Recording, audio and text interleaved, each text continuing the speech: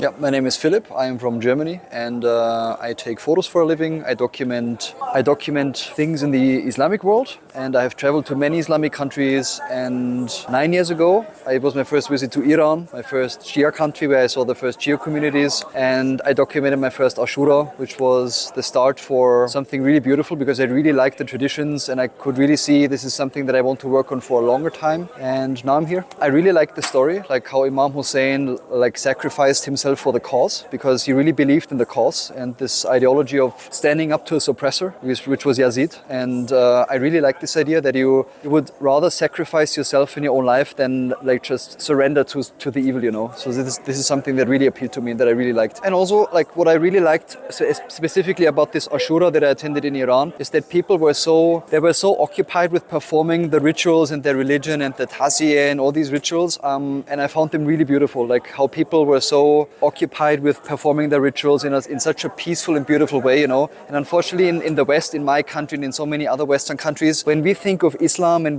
when we hear of Islam, we don't really have these beautiful images in our TVs, in our magazines, you know. So I was like, okay, I need to document this because it's very beautiful, and I want to teach my own people and my audience in my country a bit about Islam, and this is also Islam, you know. I would say that me, as someone who was raised, I was raised in a very Catholic environment, Christian Catholic environment. I never had a connection to Islam, or specifically even to this kind of Islam, but I learned to appreciate it a lot. Like I told you, I really like the spirituality, the beauty of it, how people were part of whatever they were doing. And I became a much more spiritual person that way. Like I can, without being born and raised in this kind of religion or Islam even, I can really connect to the beauty, like in a very spiritual way. I can very much connect to it, and yeah, I like it very much. My work focuses mostly on Islamic countries, so I visited a lot of Islamic countries, not so much outside the Islamic world actually. So I've never been to America, for example, like the whole continent of America, but I visited Islamic countries from Maghreb to Turkey to Sudan to Pakistan.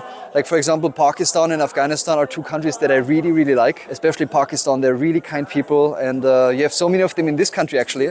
And Pakistan is one of my favorite countries actually. Arbain was a bit overwhelming because it's like 15 million people, like it's a lot of people. But I really like the fact that people from all over the world, not just the Islamic world, but from all over the world, they come together in Iraq to visit Imam Hussein and Imam Ali. And everybody is welcome. Like no one is asking like, where do you come from? Why did you come here? Everybody is welcome, and everybody gets hospitality, Iraqi hospitality. You get amazing food. You get to see these amazing places like Karbala and Najaf are such beautiful places that I really like to visit. Like I've been there so many times, and I will go there many more times.